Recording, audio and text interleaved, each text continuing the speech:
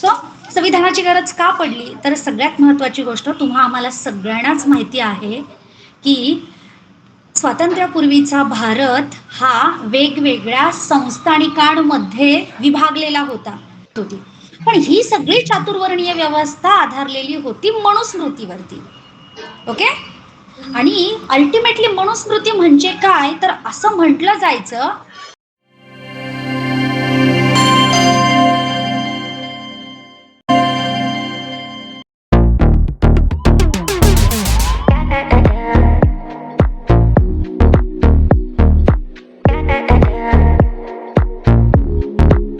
संविधान जागृती देशाची प्रगती अंतर्गत होत असलेली आजची ही प्रवचन मालिका आणि या प्रवचन मालिकेचं आज पुष्प क्रमांक 1319 आपण गुंफत आहोत.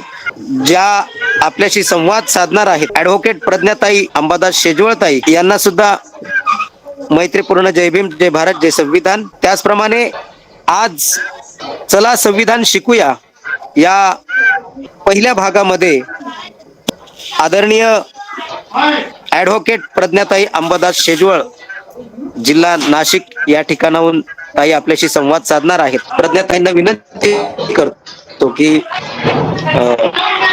आपण आपल्या विषयाला सुरुवात करावी. आदरणीय प्रज्ञाताई. सो सर्वांना सप्रेम सविनय जय भीम, नमो बुद्धाय, जय संविधान.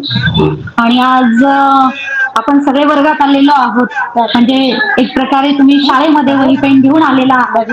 फक्त लेक्चर ऐकायला काही तुम्ही आलेले नाही आहात. त्याच्यामुळे एखादं कुठेतरी काम चालू आहे, काहीतरी भाजीला फोडणी देतोय, भाजी निवडतोय, पेपर वाचतोय आणि एकीकडे कानामध्ये हेडफोन घालून किंवा साईडला फोन आहे आणि आम्ही ऐकतो पण आहे लेक्चर. तर आपल्या वर्गामध्ये असं अलाउड नाहीये. असे विद्यार्थी आपल्या वर्गामध्ये अलाउड नाहीये. ज्यांना डेडिकेटली शिकायचंय, ज्यांना प्रामाणिकपणे शिकायचंय की मला संविधान शिकायचंय, त्यांनी वही पेन घेऊन यायचं.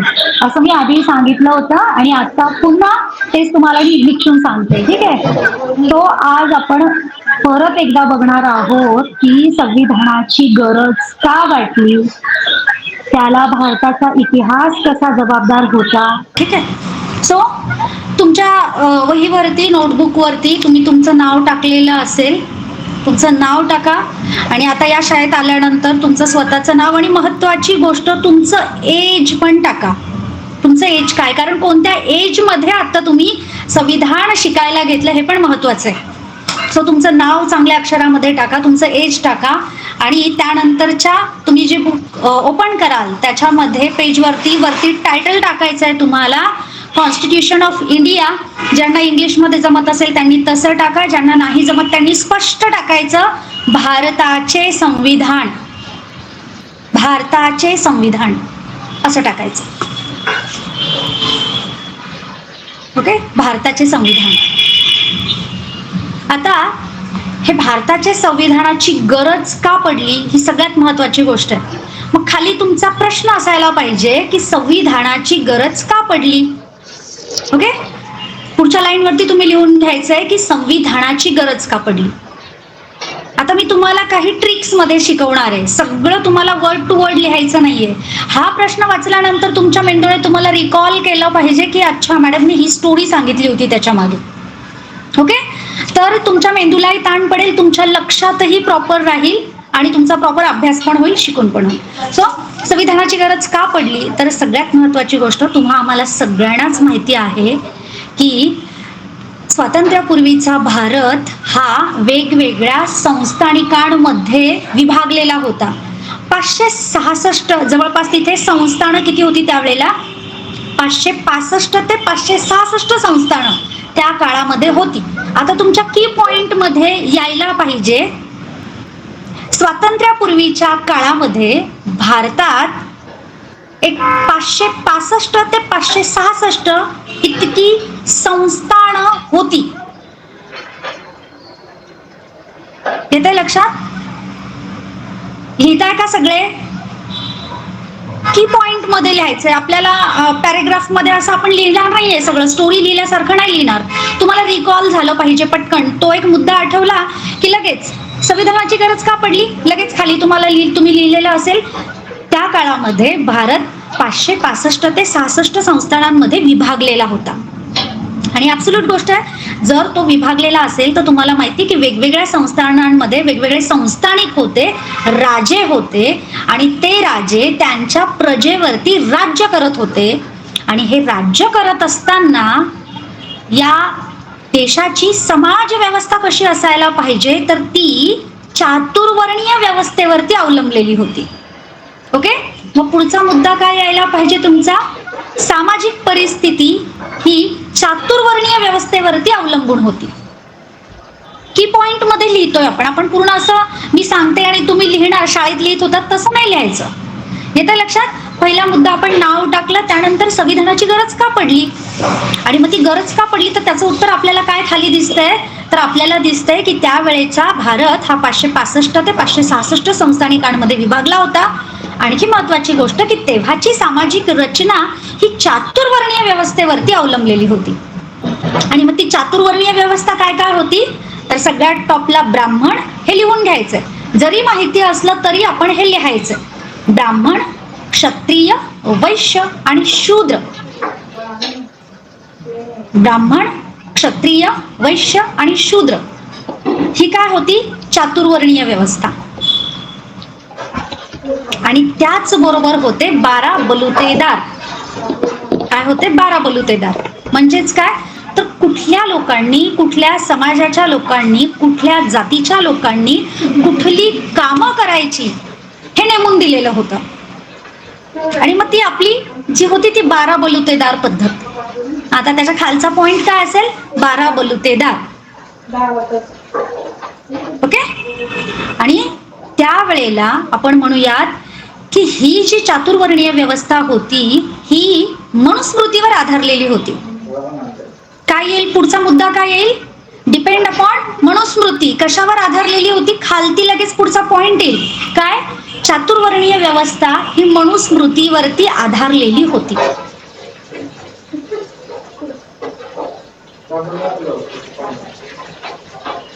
घाई होते लिहायला, मला तसं सांगा की घाई होते.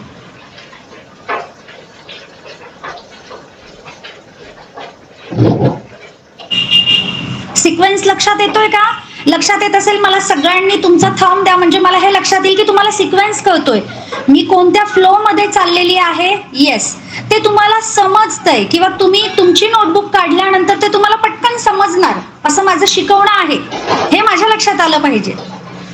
ओके, म्हणजे पहिल्यांदा लक्षात आलं संविधानाची गरज का पडली, त्यानंतर 565-66 संस्थानांमध्ये विभागलेला भारत होता आणि सामाजिक जी काही रचना होती ती चातुर्वर्णीय व्यवस्थेवरती अवलंबलेली होती. मग ती चातुर्वर्णीय व्यवस्था ब्राह्मण, क्षत्रिय, शूद्र आणि वैश्य आणि शूद्र अशा पद्धतीची होती. त्याचबरोबर 12 बलुतेदार पद्धत होती. पण ही सगळी चातुर्वर्णीय व्यवस्था आधारलेली होती मनुस्मृतीवरती. ओके, आणि अल्टिमेटली मनुस्मृती म्हणजे काय, तर असं म्हटलं जायचं श्रुती आणि स्मृती या दोन महत्वाच्या गोष्टी होत्या त्यावेळेला. काय, श्रुती आणि स्मृती, दोन गोष्टी लिहायच्या, श्रुती स्मृती. स्मृती आणि श्रुती. स्मृती म्हणजे मेमरी, स्मृती म्हणजे जे लक्षात राहिलं ते, त्याला स्मृती असं म्हटलं जायचं. आणि श्रुती म्हणजे जे ऐक्यू आहे, ऐकत आलेलो आहे, त्याला श्रुती असं म्हटलं जायचं. मग असं मानलं जायचं की त्यावेळेचे जे कोणी यज्ञ, तप किंवा साधना करणारे जे कोणी लोक होते त्यांनी त्यांच्या साधनेतनं परमेश्वराला प्रकट करून घेतलं आणि त्याच्यातनं त्यांच्या जे काही लक्षात राहिलं त्या सगळ्यांना म्हटलं जायचं स्मृती. आलं, आणि त्यापैकीच ही एक मनुस्मृती. येतं लक्षात, स्मृती सुद्धा 4 होत्या, श्रुती सुद्धा 4 होत्या. येतं लक्षात. आणि श्रुती म्हणजे काय, ते जे काही ऐकलेलं होतं ते ऐकलेलं आपण म्हणूयात की लिहून ठेवलेलं होतं त्याला म्हटलंय श्रुती. आणि त्यापैकी ही एक मनुस्मृती होती ज्याच्यावर आपली भारताची चातुर्वर्णीय व्यवस्था आधारलेली होती. आता याचा परिणाम काय होता, ह्या सगळ्या समाज व्यवस्थेचा परिणाम काय होता, तर समाजामध्ये न्याय नव्हता, एकता नव्हती, सामाजिक व्यवस्था ही आपण म्हणूयात की ज्याला इक्वालिटी म्हणतो आपण, त्या पद्धतीची सामाजिक व्यवस्था किंवा न्याय हा सगळ्यांना समान न्याय मिळेल अशा पद्धतीची ती व्यवस्था नव्हती. हे वरती जे काही सगळं बघितलंय त्याचा परिणाम काय होता, तर समाज व्यवस्थेमध्ये आपण म्हणूयात एक सामाजिक न्याय जो असायला पाहिजे सगळ्याच माणसांना तो मिळत नव्हता. आणि अर्थातच सामाजिक न्याय नाही मिळाला तर माणसांची आपण म्हणूयात प्रगती होणार नाही. त्याचबरोबर आपण म्हणूयात डिस्क्रिमिनेशन असेल, त्याचा परिणाम काय असेल, समाजामध्ये उच्च कोटीचा भेदभाव निर्माण झालेला होता. बरोबर आहे. मग तो भेदभाव कुठल्या कुठल्या लेवलचा असेल, तो आपण बघितला, सामाजिक लेवलचा असेल, आर्थिक लेवलचा असेल, त्याचबरोबर आपण म्हणूयात की इकॉनॉमिक लेवलचा असेल. अशा पद्धतीचा भेदभाव म्हणजे आपण म्हणूयात आर्थिक भेदभाव होता, माणसामध्ये जे काही आपण म्हणूयात की सामाजिक भेदभाव होता, जातीवाद मोठ्या प्रमाणामध्ये होता. हे सगळे पॉइंट्स तुम्ही असे एक एक पॉइंट तुम्ही तिथे नोट डाऊन करायचा. ठीक आहे. आणि याचा परिणाम विभागल्या गेलेले जे काही गोष्टी असतात त्या आपण म्हणूयात की त्यांच्यावरती परकीय आक्रमण होण्याची जास्त शक्यता असते. आणि म्हणून अशा पद्धतीच्या भारताची एक रचना असल्यामुळे डच असतील, पोर्तुगीज असतील, मुघल असतील यांनी भारतावरती आक्रमण केलेली आपल्याला नेहमी दिसतात. कोणी कोणी, तर सर्वसामान्य तुमच्या लक्षात राहण्यासाठी डच लिहून घ्या, पोर्तुगीज लिहून घ्या. डच, पोर्तुगीज, मुघल, ब्रिटिश यांनी भारतावरती आक्रमण केलेले आपल्याला दिसून येतात.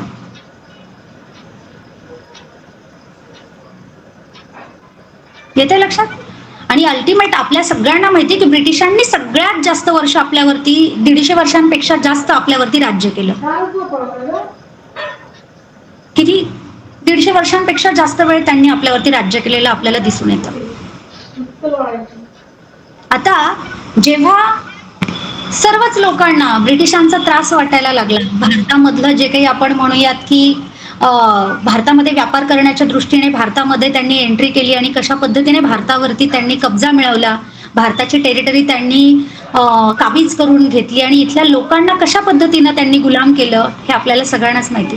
आणि मग जेव्हा प्रत्येक व्यक्तीला वाटायला लागलं की आम्हाला आमचा भारत ब्रिटिशांपासून स्वतंत्र पाहिजे, मुक्त करून घ्यायचा आहे, तर मग ती एक स्वातंत्र्याची चळवळ सुरू झाली की ब्रिटिशांनी आपल्या देशातून निघून गेलं पाहिजे आणि आमचा भारत आम्हाला, आमच्या भारतीय लोकांना तुम्ही मुक्त करून दिला पाहिजे, तुमच्या गुलामगिरीमध्ये आम्हाला काही राहायचं नाहीये, आम्हाला आमचा स्वतंत्र भारत हवाय.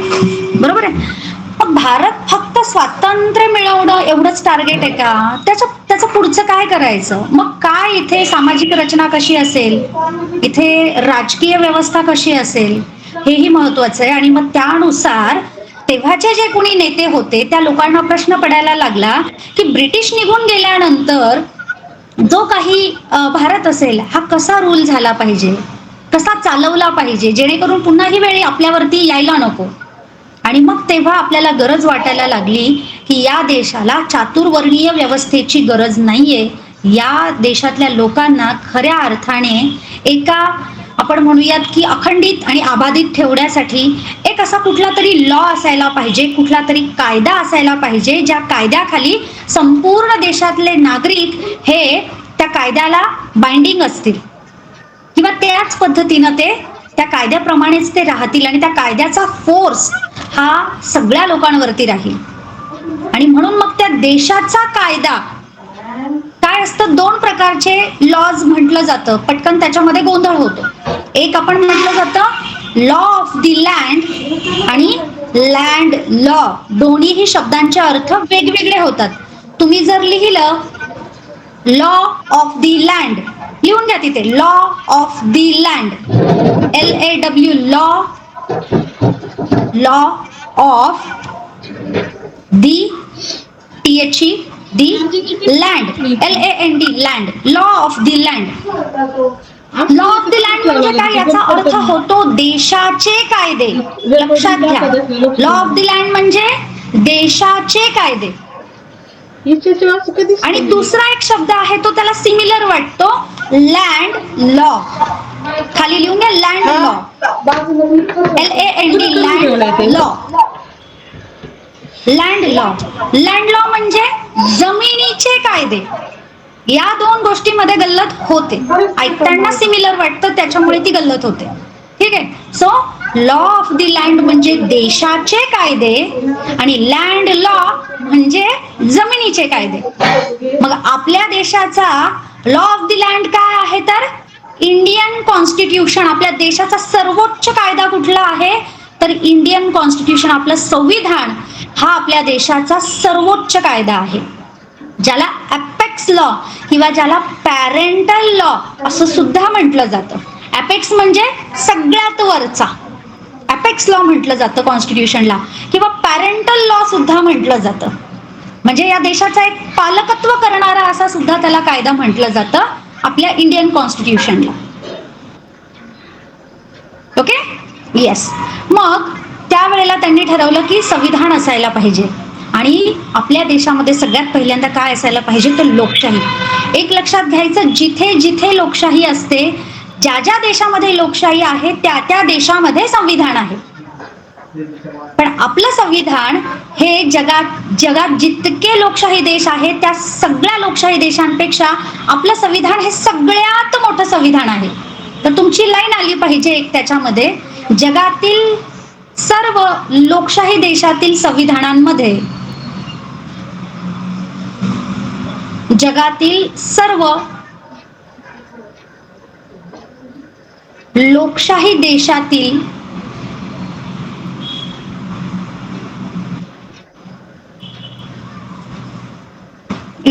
देशातील संविधानांमध्ये भारताचे संविधान हे सर्वात मोठे, अंडरलाईन करायचं त्या शब्दाला, सर्वात मोठे. जगातल्या सगळ्या संविधानांमध्ये भारताचं संविधान सगळ्यात मोठं आहे, त्याच्यामुळे त्याला अंडरलाईन आली पाहिजे. कसं आहे, ते सर्वात मोठं आहे. त्याचबरोबर ते काय आहे, फ्लेक्झिबल, ज्याला आपण म्हणूयात लवचिक शब्द आला पाहिजे. त्याचप्रमाणे ते लवचिक आहे. लवचिक म्हणजे फ्लेक्झिबल. आता लवचिक हा शब्द का वापरलाय, तर बाबासाहेबांचं आणि इतर सगळ्या घटना समितीतल्या लोकांचं म्हणणं होतं, आज आपण जे संविधान बनवतोय हे आजच्या समाज रचनेला आधारलेलं असं संविधान आपण आता हे लिहितोय. पण भविष्यात ही समाज रचना बदलत जाईल, लोकांच्या गरजा बदलत जातील. आजच्या मितीला जे आपल्याला नैतिक वाटतंय, कदाचित उद्याच्या मितीला ते नैतिक नाही वाटणार. येतं लक्षात? या गोष्टी बदलतील पुढे. त्या पद्धतीनं संविधानामध्ये काही घटना दुरुस्ती करण्याची सोय असायला पाहिजे. आणि म्हणून लवचिक हा शब्द तिथे आलाय. लवचिक शब्द येण्यामागे कारण काय, तर घटना दुरुस्ती करता आली पाहिजे. आणि मग तिथे लगेच आता लवचिक लिहिलंय, त्याच्या खाली लिहून घ्यायचं घटना दुरुस्ती. म्हणजे काय होतं, सिक्वेन्स लागतो त्याचा. लवचिक म्हणजे काय, हा शब्द आपल्याला काय सांगतो, तर घटना दुरुस्ती करण्याचा अधिकार सांगतो. येतं लक्षात? घटना दुरुस्ती करता येण्याचा अधिकार. आणि मग घटना दुरुस्ती करण्याचा आर्टिकल काय आहे, तर तिथे लगेच लिहून घ्यायचं अनुच्छेद क्रमांक 368. अनुच्छेद क्रमांक 368. अनुच्छेद क्रमांक 368. यानुसार आपण काय करतो, त्याच्या पुढे लाईन एक डॅश करून लिहून घ्यायचा घटना दुरुस्ती करण्याचा अधिकार. घटना दुरुस्ती करण्याचा अधिकार. मग घटना दुरुस्ती करण्याचा अधिकार आणि तो लवचिक ठेवलेला आहे. मग कुठलीही दुरुस्ती करायची असेल तर अशीच इझिली करता येईल का पार्लियामेंटला, तर अजिबात नाही. मग अशा कुठल्या घटना दुरुस्तींना आपण म्हणूयात किती लवचिक असेल, तर आर्टिकल 1 प्रमाणे, अनुच्छेद 1 प्रमाणे तिथे लिहून घ्यायचं. अनुच्छेद 1 प्रमाणे, अनुच्छेद 1 प्रमाणे संसदेला, अनुच्छेद 1 प्रमाणे संसदेला देशाचे नाव, देशातील राज्यांचे नाव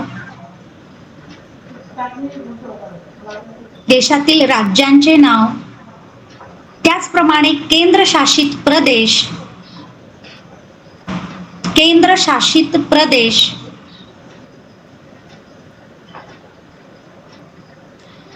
देशांच्या सीमा,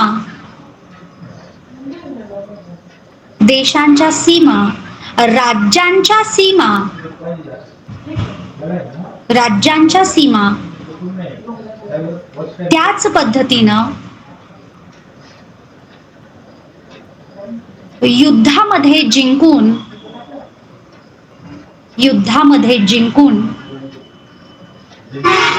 इतर लगतच्या देशाचा एखादा भाग व्याप्त करणं,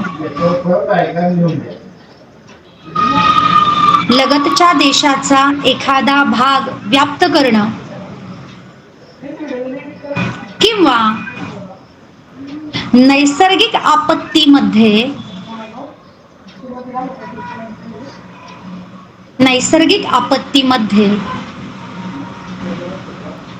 जर देशाच्या भूभागाचं खच्चीकरण होत असेल, जर देशातील काही भूभागाचे खच्चीकरण होत असेल किंवा भूकंप किंवा पूर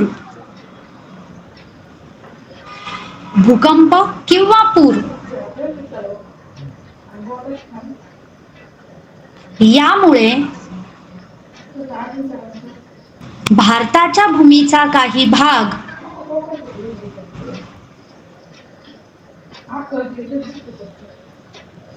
नष्ट होत असेल किंवा वापरण्याच्या योग्यतेचा नसेल,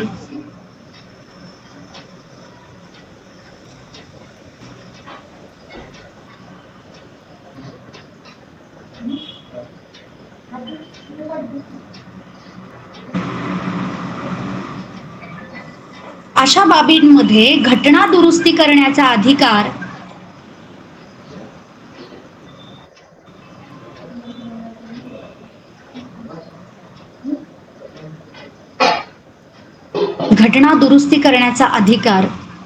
हा संविधानातील अनुच्छेद 1 ते 4 मध्ये नमूद केलेला आहे.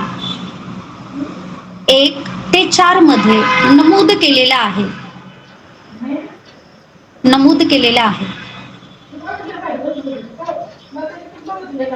आणि या विषयांवर कायदे बनवण्याचा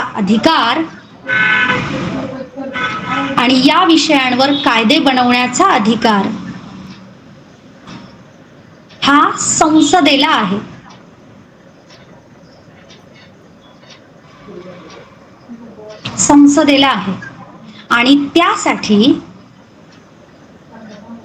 आणि त्यासाठी सिंपल मेजॉरिटीची गरज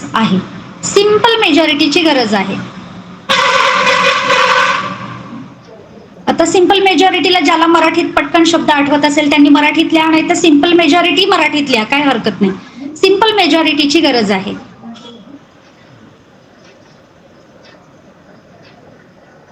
ही जी काही प्रक्रिया दिलेली आहे ही संविधानातील लवचिक शब्दाचा अर्थ समजावून सांगते.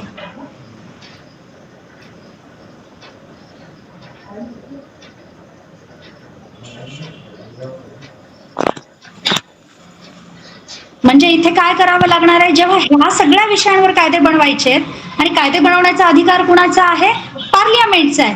मग त्याच्यासाठी ते सिंपल मेजॉरिटीने ते बिल पास करून नावामध्ये बदल करायचा आहे, भूभागाचे जर काही सीमामध्ये बदल झाले, काही खच्चीकरण झाले, राज्यांची नावं बदलायची आहेत, या सगळ्या परिस्थितीमध्ये जेव्हा संसद काय करणार आहे, अमेंडमेंट करणार आहे, घटना दुरुस्ती करणार आहे, तेव्हा त्यांना सिंपल मेजॉरिटीची गरज आहे. त्यांना लोकसभेत बिल जाऊ द्या, राज्यसभेत बिल जाऊ द्या, तिकडनं त्यांचं जे काही असेल मेजॉरिटी ऑफ वोट्स येऊ द्या, मग आपण डिसाईड करू, असं करण्याची गरज नाही. म्हणून आपलं संविधान कसं आहे, मोठं आहे आणि त्याचबरोबर ते लवचिक आहे. म्हणजे काही बाबतीमध्ये काय आहे, इझिली तुम्हाला अमेंडमेंट करता येतील, पण काही बाबतीत ते कठीणही आहे. लिहून घ्या, पण काही बाबतीत ते कठीणही आहे.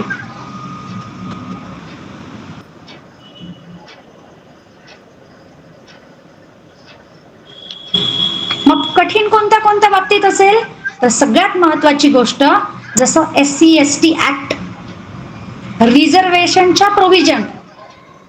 रिझर्वेशन शब्द टाकले की तुम्हाला लगेच कळेल की बघा इतक्या 5-7 वर्षांपासून लोक रिझर्वेशनसाठी झटताय किंवा काय काय त्यांना करावं लागतंय, पण त्याच्यामध्ये पटकन त्यांना आपण म्हणूयात की अमेंडमेंट करता येत नाही. हे घ्या तुम्हाला पाहिजे, अमेंडमेंट केली आणि देऊन टाकलं रिझर्वेशन, असं करता येतंय का? नाही करता येत. कारण तिथे आपण म्हणूयात की 1/3 मेजॉरिटीची गरज पडते. 1/3 जी काही आहे ती मेजॉरिटी असणं गरजेचं आहे. आणि म्हणून आपण म्हणतो की ते कठीण सुद्धा आहे. जितकं लवचिक आहे तितकंच ते कठीण आहे. मग कठीण कशा कशाच्या बाबतीत, तर खाली लिहून टाका. SC/ST प्रोव्हिजन, रिझर्वेशन,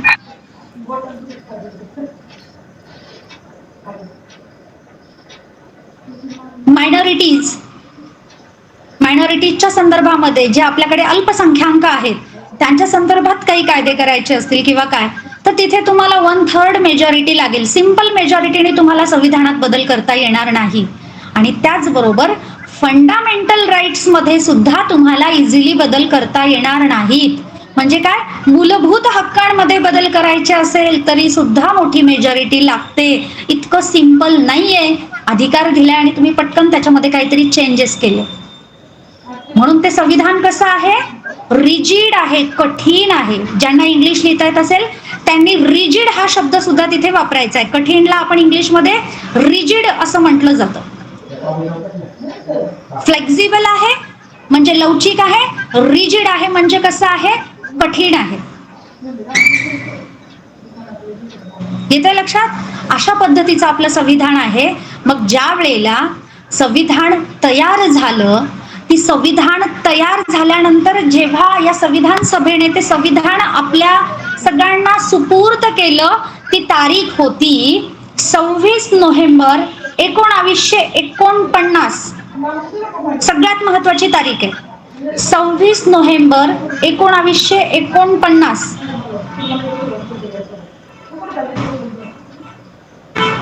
तेव्हा काय केलं, संविधान सुपूर्द केलं. संविधानाची अंमलबजावणी नाही झालेली अजून, फक्त ते सुपूर्द केलं.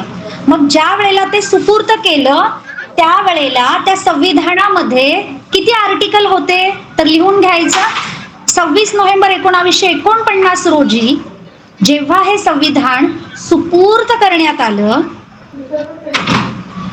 त्यावेळेला संविधानामध्ये 395 आर्टिकल होते. किती अनुच्छेद होते, 395. त्याचबरोबर ते संविधान 22 भागांमध्ये विभागलेलं होतं. मग तिथे लिहायचं अनुच्छेद किती होते. जेव्हा आपण सुपूर्द केलं त्यावेळेला 395 अनुच्छेद. भाग किती होते, तर 22 भाग 22 होते. त्याच्यामध्ये परिशिष्ट किती होते, तर परिशिष्ट होते 8. किती, 8 परिशिष्ट होते. आणि मग असं संविधान, याची अंमलबजावणी कधी झाली, हे जे काही संविधान तयार झालं याची अंमलबजावणी कधी झाली, तर याची अंमलबजावणी सुरू झाली 26 जानेवारी 1950. याच्यामध्ये मिस्टेक आणि गोंधळ नाही करायचा आहे. सुपूर्द करण्याची तारीख काय आहे, 26 नोव्हेंबर 1949. पण संविधानाची अंमलबजावणी कधी सुरू झाली, तर त्याची तारीख आहे 26 जानेवारी 1950.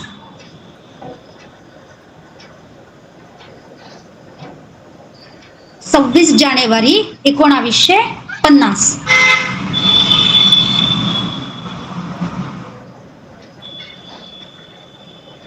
या दिवशीपासून काय झालं, भारतामध्ये संविधानाची अंमलबजावणी सुरू झाली. आणि लोकांना बऱ्याचदा या प्रश्नाचं उत्तर माहिती नसतं. बऱ्याचदा न्यूज चॅनलवरती सुद्धा या गोष्टीला आपण म्हणूयात की कॉमेडी शो मध्ये कॉमेडी प्रमाणे घेतलेलं आपल्याला दिसतं की लोकांना प्रश्न विचारलेले होते 15 ऑगस्ट आणि 26 जानेवारी मध्ये काय फरक आहे, किंवा भारताच्या संविधानाप्रमाणे आपण सुरुवात कधी झाली, भारताच्या संविधानाप्रमाणे वागण्यासाठी सुरुवात कधी झाली, कधी त्याची अंमलबजावणी सुरू झाली आणि कधी सुपूर्द करण्यात आलं. तर लोक याच्यामध्ये खूप जमलिंग करतात आपल्या सगळ्यांना माहिती असतं की 15 ऑगस्टला देश स्वतंत्र झाला, पण 26 जानेवारीला प्रजासत्ताक झाला म्हणजे नेमकं काय झालं? तर लक्षात ठेवायचं, 26 जानेवारी 1950 पासून हे बनवलेल्या संविधानाचं अंमलबजावणी सुरू झाली. तयार केलेलं संविधान कधी सुपूर्त केलं? तर 26 नोव्हेंबर 1949. या 3 गोष्टी अजिबात विसरायच्या नाहीत. म्हणजे भविष्यात जेव्हा मी तुमची टेस्ट घेईन तेव्हा मी तुम्हाला हा प्रश्न 100% विचारेन, तर तुम्ही याच्यामध्ये अजिबात कन्फ्यूज असता कामा नये. देश स्वतंत्र झाला 15 ऑगस्टला, 26 नोव्हेंबर 1949ला आमचं संविधान तयार झालं आणि आम्ही ते सुपूर्त केलं. सुपूर्त कुणाला केलं? आपल्याच लोकांनी बनवलं आणि आपल्यालाच ते सुपूर्त केलेलं हे आपण प्रस्तावनेमध्ये बघितलेलं आहे. आता आपण एक छोटीशी बॅकग्राऊंड हिस्ट्री जी तुम्हाला समजेल अशा पद्धतीने आपण ती बघतो, बरोबर आहे. आणि मग त्यानुसार आपलं संविधान सुरू कधीपासून झालं तर 26 जानेवारी 1950 पासून त्याची अंमलबजावणी सुरू झालेली आपल्याला दिसते. ओके, आता मला सांगा या सगळ्यांमध्ये किती लोकांना आता आपण जे शिकलो याच्यामध्ये कन्फ्युजन वाटतं किंवा सिंपल वाटतंय? दोन्ही पण सांगा, कुणाला कन्फ्युजन वाटतं, कुणाला सिंपल वाटतंय? किती लोकांना वाटतं की तुम्ही ही वही खोलून बघितली तर मी जे काही बोलले हे सगळं तुम्हाला आठवेल?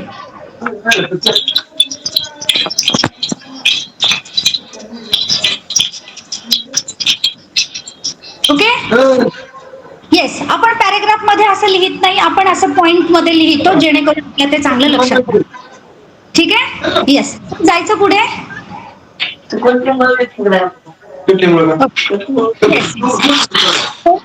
आता लास्ट लेक्चर मध्ये बघितलेलं होतं प्रस्तावना. आता एक लक्षात घ्यायचं, प्रत्येक लॉला प्रस्तावना असते. आपल्या देशामध्ये जितके लॉ आहेत ना त्या प्रत्येक लॉला प्रस्तावना आहे. आणि ती प्रस्तावना म्हणजे काय असतं तर मी तुम्हाला आधी पण सांगितलंय, ते सार असतं, त्या संपूर्ण लॉचं सार असतं. प्रस्तावना म्हणजे काय असतं? ते संपूर्ण लॉचं सार असतं की हा कायदा कुठल्या कुठल्या बाबींवर आधारलेला आहे. आणि प्रस्तावनेलाच आपण काय म्हणतो? प्रिएम्बल असं सुद्धा आपण म्हणतो.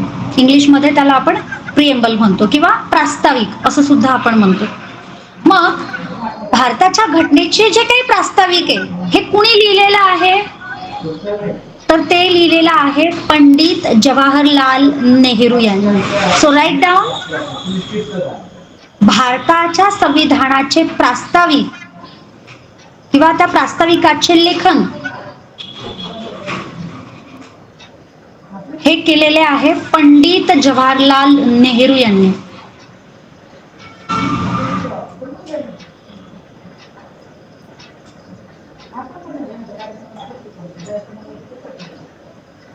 बरोबर.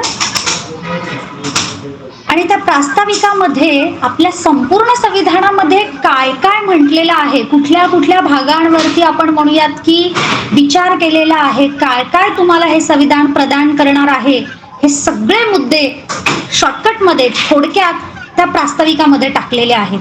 मग सगळ्यात महत्वाचं काय सांगितलं त्याच्यामध्ये, ही जी काही राज्यघटना तयार केली ही कुणी तयार केली तर या जनतेने तयार केली, या समाजातल्या नागरिकांनी तयार केली, या भारतीयांनीच तयार केलेली.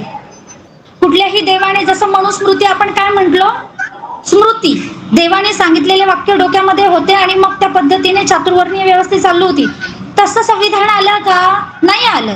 मग संविधान कुठून आलं तर भारतीय नागरिकांनीच ते तयार केलं असं म्हटलंय. त्याचं पर्टिक्युलर श्रेय कधीच कुणी एकट्याने घेतलेलं नाहीये, हे पण लक्षात ठेवण्याची गोष्ट आहे. महत्वाची गोष्ट आहे की त्यावेळेला ज्यांनी संविधान बनवलं त्या लोकांनी सुद्धा एकट्याने त्याचं कधी श्रेय घेतलं नाही का हे मी केलंय, ते मी केलंय, ते मी केलंय, असं कधी झालं नाही. जे आज आपण त्याच्यावरून वाद घालतो तर हे फार चुकीचं आहे. प्रत्येक व्यक्तीची एक बाजू असते आणि सगळ्यात महत्वाची गोष्ट, त्या संविधान सभेच्या 22 कमिटी होत्या. किती? 22 कमिटी होत्या. संविधान समितीच्या किती कमिटीज होत्या? 22 कमिटी होत्या. आणि त्या प्रत्येक 22 कमिटींकडे वेगवेगळं काम दिलेलं होतं.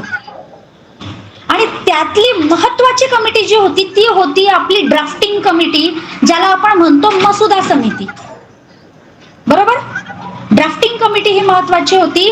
जो आराखडा असणार आहे, ज्या महत्वाच्या गोष्टी त्याच्यात काय असायला पाहिजे असं महत्वपूर्ण जी काही बाब होती ती ड्राफ्टिंग कमिटीमध्ये होती, मसुदा समितीमध्ये होती. आणि अशा मसुदा समितीचे अध्यक्ष डॉक्टर बाबासाहेब आंबेडकर होते. एकूण त्या मसुदा समितीमध्ये सुद्धा 7 मेंबर होते. किती मेंबर होते? जवळपास 7 मेंबर त्या मसुदा समितीमध्ये दिलेले होते. ओके. आणि बाबासाहेब कुठल्या समितीचे चेअरमन होते? तर मसुदा समितीचे चेअरमन होते डॉक्टर बाबासाहेब आंबेडकर, जी सगळ्यात महत्वाची एक समिती होती. आता ह्या 7 मेंबर पैकी ह्या 7 लोकांची नावं आपल्याला माहिती असणं गरजेचं आहे. ओके. तर त्या 7 मेंबर पैकी त्याचे चेअरपर्सन म्हणजे अध्यक्ष होते डॉक्टर बाबासाहेब आंबेडकर. अजून या मसुदा समितीमध्ये कोण कोण होते त्यांची नावं लिहून घ्या. एक होते एन गोपालाचारी.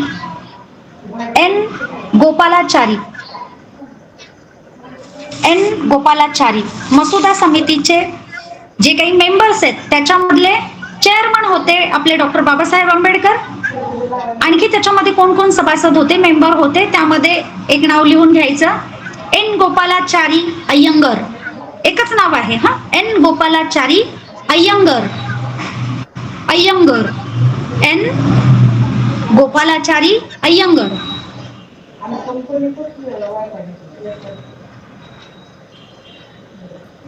त्यानंतर 2 नंबरला लिहून घ्या अल्लादी कृष्णास्वामी अय्यर. अल्लादी कृष्णास्वामी अय्यर. त्याचबरोबर 3 नंबरला घ्यायचं K.M. मुन्शी. KM मुन्शी.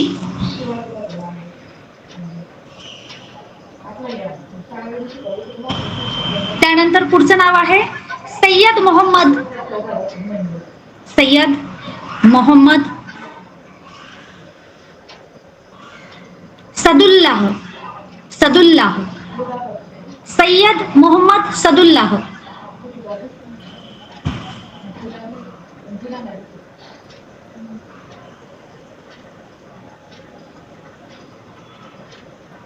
त्यानंतर एन माधवराव. माधवराव.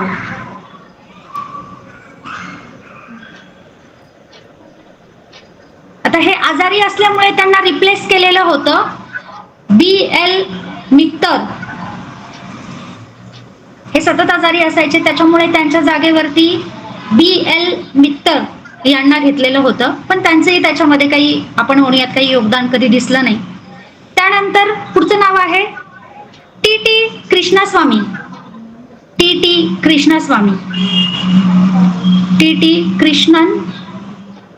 कृष्णन स्वामी.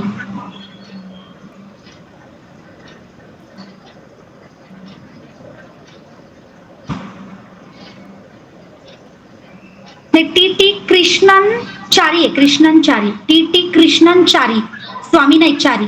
TT कृष्णनचारी. त्यानंतर आणखी एक मेंबर होते ते म्हणजे DP खेतान. DP खेतान यांचा मृत्यू झाला होता. यांचंही काही योगदान त्याच्यामध्ये नव्हतं तसं बघितलं तर. आणि जेव्हा बघा झाली सगळ्यांची नावं लिहून झाली मेंबर्सची. ओके. सो हे आपल्याला जितकं माहिती पाहिजे ना संविधान, त्याच्यात महत्वाच्या बाबींवरती आपण फोकस करताना इतकंच महत्वाचं आहे. आपण खूप कन्फ्युजन किंवा खूप जास्त आपण त्याच्यामध्ये जाणार नाही. आपल्याला किती गरजेचं आहे, आपल्यासाठी किती डीपली गरजेचं आहे, तर त्यानुसारच आपण जाणार आहोत. ठीक आहे. सो एक लक्षात ठेवा, एवढे सगळे लोक असताना प्रत्येक वेळेला आपण म्हणतो की आपण बाबासाहेबांचंच नाव का घेतो, किंवा संविधान बाबासाहेबांनीच लिहिलं असं का म्हणतो, किंवा संविधानाच्या त्या बुकवरती बाबासाहेबांचीच सही का दिसते. तर एक लक्षात घ्यायचं, जो पण एखाद्या आपण म्हणूयात की एक मोठं जहाज असतं किंवा एखादं मिशन असतं, त्या प्रत्येक मिशनला एक कॅप्टन असतो. बरोबर आहे. काम करणारे सगळेच असतात, पण नेहमी त्या कॅप्टनच्या ऑब्झर्वेशन खाली आणि त्या कॅप्टनच्या सल्ल्यानेच बाकीची लोक कामं करत असतात. जण जरी असली तर ते त्यांच्या मनाने काही कारभार करत नाहीत. त्यांना डायरेक्ट करणारा, त्यांना दिशा देणारा, त्यांना सूचना देणारा एक कुणीतरी कॅप्टन असतो. आणि मग अशा मसुदा समितीचे चेअरपर्सन जे आपले डॉक्टर बाबासाहेब आंबेडकर होते, हे कॅप्टन होते. आणि संपूर्ण 22 समित्यांमध्ये एक महत्वाची समिती, जसं 7 मध्ये कॅप्टन एक महत्वाचा, तसा 22 समितीमध्ये एक समिती सगळ्यात महत्वाची, ती म्हणजे मसुदा समिती. आणि त्या मसुदा समितीचे अध्यक्ष डॉक्टर बाबासाहेब आंबेडकर. म्हणून कोण? लीडर. एक जो लीड करणारा व्यक्ती असतो, जो कॅप्टन असतो ना, त्याची भूमिका सगळ्यात महत्वाची असते. म्हणून आता मला सांगा की जेव्हा हा देश चालवला जातो तेव्हा 2 देशांमध्ये जेव्हा काही कॉन्ट्रॅक्ट होत असतात किंवा काही सल्लामसलत होते, तेव्हा आपण सगळे नागरिक जातो का तिथे सही करायला? नाही. मग कोण करतं? तर राष्ट्रपती ट्रीटी साईन करत असतात. बरोबर आहे. 2 देशातल्या करारांवरती सगळ्या भारतीयांच्या बाजूने जो एखादा काही निर्णय असतो किंवा या देशाच्या फायद्याचं काय आहे हे ठरवणारा कोण असतो? एक लीडर असतो. आणि त्या एकट्या लीडरची त्याच्यावर सही असते. त्या पद्धतीने आपले बाबासाहेब, आणि म्हणून आपण बाबासाहेबांना संविधानाचे शिल्पकार म्हणतो.